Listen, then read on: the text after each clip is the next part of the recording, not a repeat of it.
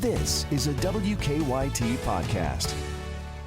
Hey everybody, Kentucky Weather Podcast. I am Chris, and you are who? I am Mr. Jim Caldwell. Mr. Jim Caldwell. We're very formal today, aren't we? Well, it's time to be. I mean, we got to stand tall because we got a big weather situation trying to develop out there. So you're saying we're standing for Kentucky and snow? Oh, are we ever standing for Kentucky? Yes. All right, well, here we are. We got an event coming in tonight and tomorrow. Temperatures, big story, will drop roughly 30 degrees from midnight to tomorrow evening.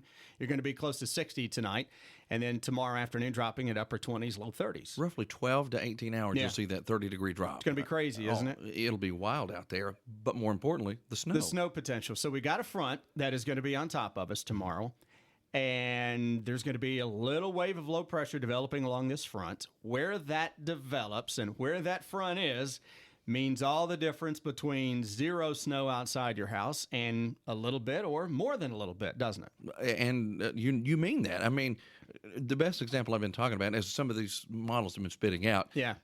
In one case, it was showing, a tenth of an inch for Lexington. Yeah. But in Richmond, it was 1.5. Sure.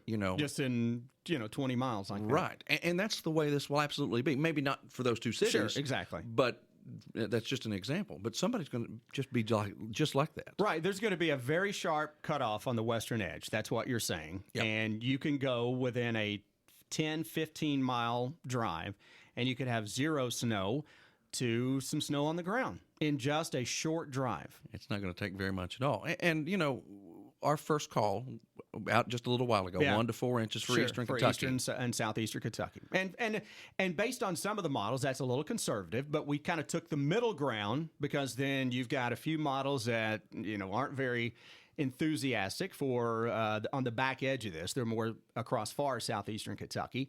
The NAM we're talking about, but the GFS has just been steadfast in producing just more precipitation. Period. Yes. For rain and snow. So it had a bigger swath of snow tomorrow than all the other models. And what's interesting about it, it's been very consistent on the precipitation. Yeah. The placement, not so much, but it's starting to do its known bias and it's tracking a little bit more back to northwest. Sure. Which puts us in the middle of some accumulation here. It does. And I was just checking the New European right before we walked in here, and it has literally the back edge of the snow line across Fayette County. There we go. So it has northwestern Fayette County getting nothing, southeastern Fayette County with maybe a coating, but still it had that line right on top of us, and it had 2, 3, 4 inches into parts of southeastern Kentucky. So that's what a fine line that we're walking with this. Where does that back edge set up? And you know what? This is going to be one of those where we do play-by-play of it. Yeah, tomorrow. It's going to be play-by-play. I mean, most storms are in this with a setup like this, but this isn't like what we had back in early November when, you were good to go. Everybody's going to get some snow out of this. Yep. It's not that type of setup. It's all about, as they say in real estate, location, location, location. And again, that back edge, you have to watch it. And we will. We'll have to watch it very closely tomorrow to see where it really starts to change over. Yeah. And that'll be, it sneaks up on us even, Oh, absolutely. On a situation like this. Because, you're asking computer models to be to be spot on perfect with everything. And they're not. And they're not. And, the typical deviation in a computer model versus reality can sometimes be, 50, 60, 70 miles in a corridor of snow like that. We've learned from that. We've learned the hard way from that. That's, exactly right. And tomorrow's event, the farther east and southeast that you go, the better the chance of putting snow on the ground. It's that simple. As you get closer to the Lexington Metro and then north and west, your chances go way down compared to the neighbors to the east. And another thing, even though this isn't one of those events that favors a northwest flow, because there isn't one. No, this is not that setup. No, it's not. But the high elevations will still get a little bit more. Yeah, because absolutely. Even though radar might even be showing tomorrow a little rain. Yeah. Up there, it might already be changed over to snow. It's a different world up there. Right, it is. And, and tomorrow afternoon, too, it's going to be one of those setups to where you've got that precipitation band in eastern Kentucky, and where it is coming down, where you've got the heaviest precipitation, it may be more snow there where, in some pockets of lighter stuff, it's mixed still. Yeah. And you know what? What could cut in on our totals as well, and it was something I was looking at right before, earlier today, and you'd been mentioning a little sleet might even try to develop out of this system. There's a sleet signal, and we make that transition from rain to some snow. Likely in between there is at least a band of some sleet or some mixed precip.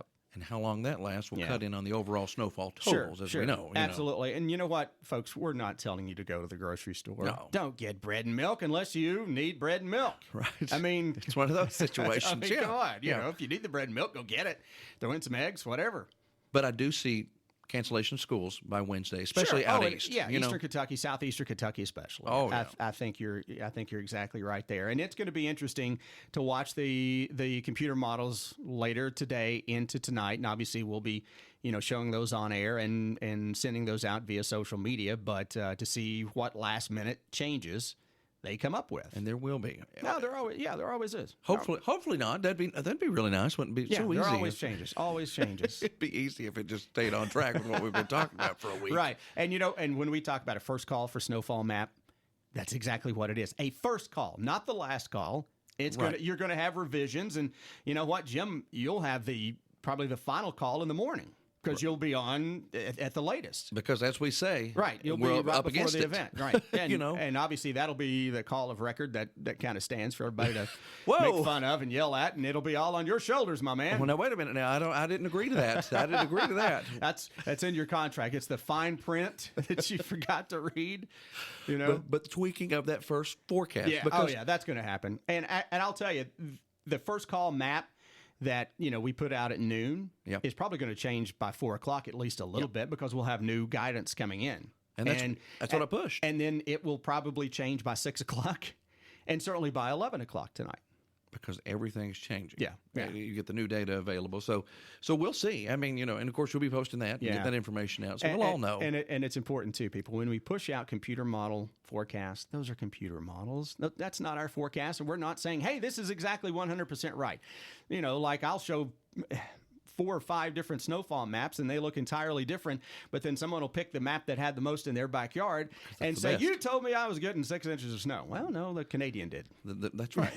but what I like about the models this go around, even though some of them are a little lighter, some of them are, the consistency on Eastern Kentucky getting the heavier totals. Right. So I felt very confident about that. And not just that, but the Weather Prediction Center, WPC, put out, they're kind of like the Storm Prediction Center for snow and rain. So they put out a slight risk of 4-inch plus snows across all of Eastern Kentucky and even into part of the South Central Kentucky, part of the, not in the Bluegrass region, but close.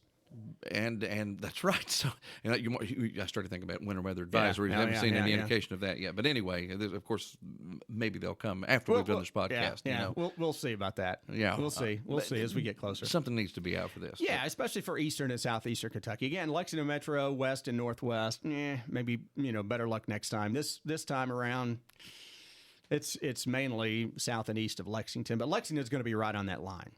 Right. For at least some snow potential, for at least some. The heaviest is going to be east and southeast of us. Without question. Yeah. All right. We'll have the latest for you. Folks, we appreciate you being with us on this thrown together and big time snow podcast, right? Can we just call it a snowcast? Snowcast. It is the snowcast. Listen. See, he's got did you hear what he did, folks? If you were listening to some of our earlier podcasts, we know when Jim gets real low. That dark, ominous voice.